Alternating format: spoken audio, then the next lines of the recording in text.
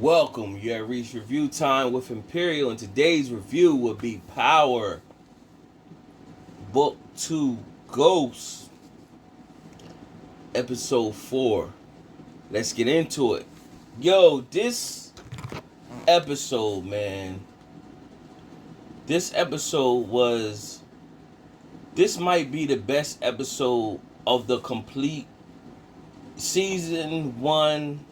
And I could be tripping. But y'all could check me on that. But this could be the best episode of the complete Ghost series. The Ghost series. Season 1, Season 2. This series was explosive.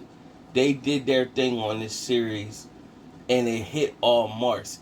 All cylinders was hit on this episode. And the thing about it, the episode kept going and so many different changes, and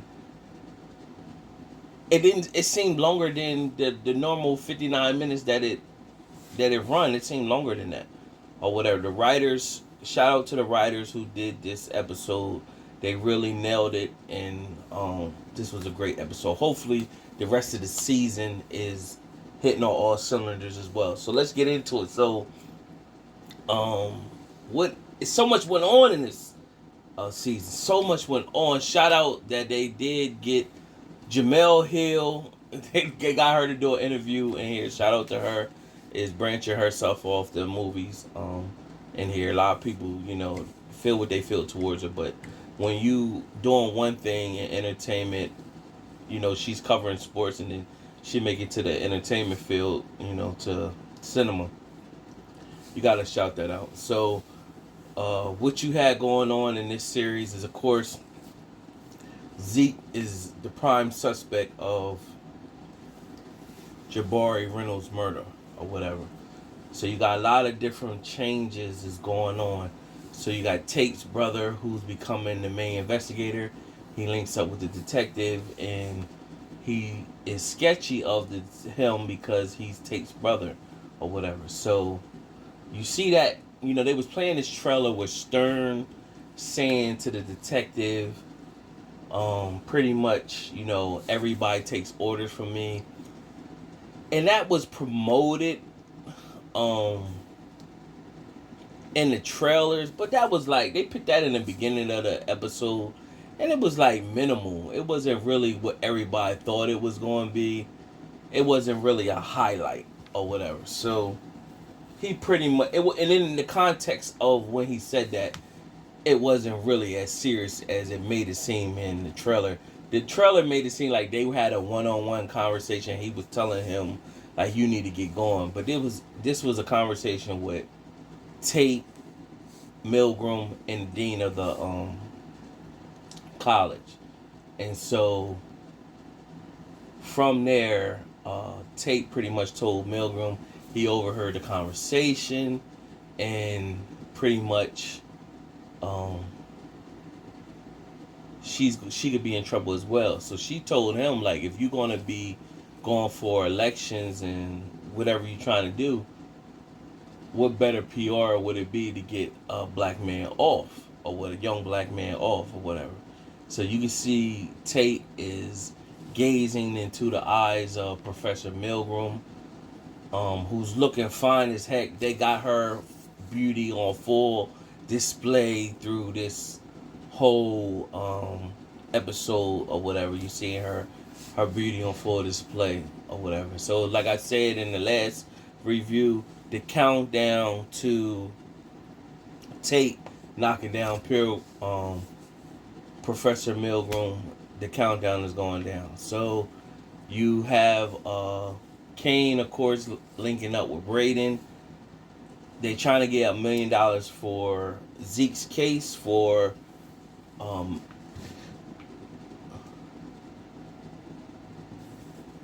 Davis MacLean to represent him. So they doing all these heists.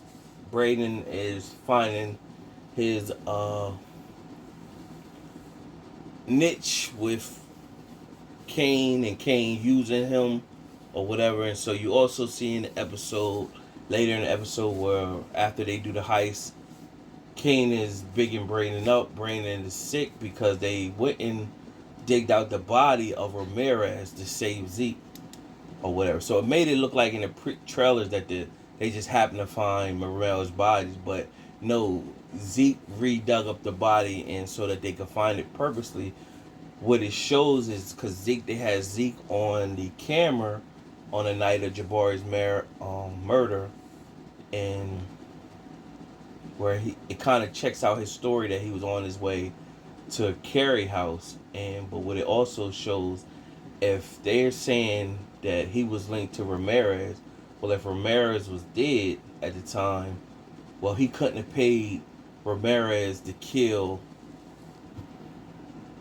Professor Jabari. So that's what they was trying to say with the interview with Jamel Hill or whatever. So of course, Monet got with Kane, told him that he needed to dig up the body because he confessed, told him that, everything, that he was responsible, and she pretty much told him dig up the body so it could clear Zeke out the way. He pretty much said, well, if it clears Zeke out the way, it can target back to me. And she pretty much said, you got to do what you got to do for the family. Meanwhile, you had Tariq, who's trying to get Yaz from his grandmom. He found a video that showed the grandmom at the liquor store buying booze. Yaz is questioning her. She pushes Yaz on the floor. So that's what he's going to use in the court case going forward. It shows him getting more in tune with Lauren, as Lauren is looking like she's going to be the main girl. So also shows a scene where you see Diana and Effie linking up, trying to do their part to help scheme to get the $1 million money up, where Effie is talking to Diana, telling her that you need to stay away. Your first shouldn't be a guy like Tariq, because it shows Effie really liked Tariq, but because the type of guy that he is, he only thinks for himself and he's selfish. He hurt her, so she's tough enough to keep it moving, even though she feels for him or whatever. But she's telling Diana, don't deal with a guy like him. Save yourself for the right person, and pretty much don't mess with Tariq. That's what she was telling her. She was telling her pretty much it's not on some jealousy type. I'm just telling you, don't mess with a guy like that. Now, what do I think about that matter? Right now, it's showing, like, I've been playing with this whole triangle thing this whole time. Right now, the way it's looking, and I'm gonna go with this episode to episode on, and I may keep switching up how I feel depending on how the episode rolls. Right now, how I'm switching up, it's looking like Effie is the dark horse. Even though I once thought Effie was the main one, that she was gonna be the rider, the main one for Reek, but it don't seem like that. She getting further and further away, and they could do a twist to twist it, but it does show how she still. You could tell she still feel for him. However, it's making it seem like Effie's telling telling Diana, don't mess with Reek. He's not good for her.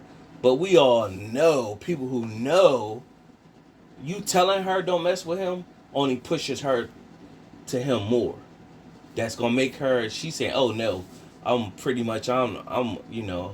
yeah, I got this. My mom told me to use attraction to get what I need. And I ain't. Yeah, that's bogus and that's bull."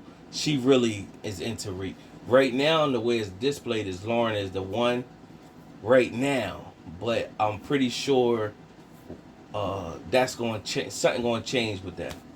So it shows where Tate's brother is the investigator, of course, and he's interviewing the kids for drugs on the campus, and he interviews Lauren, remember in the last episode 3, it showed Lauren's roommates had drugs and they put it in the drawer, and so it highlighted that in it.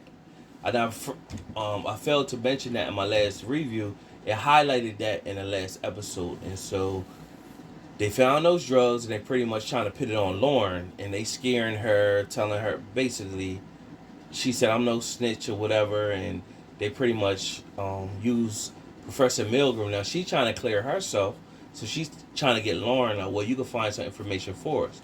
So they pretty much put a watch on her that was a recorder, and so for her to get information. not necessarily on Tyreek, but whoever.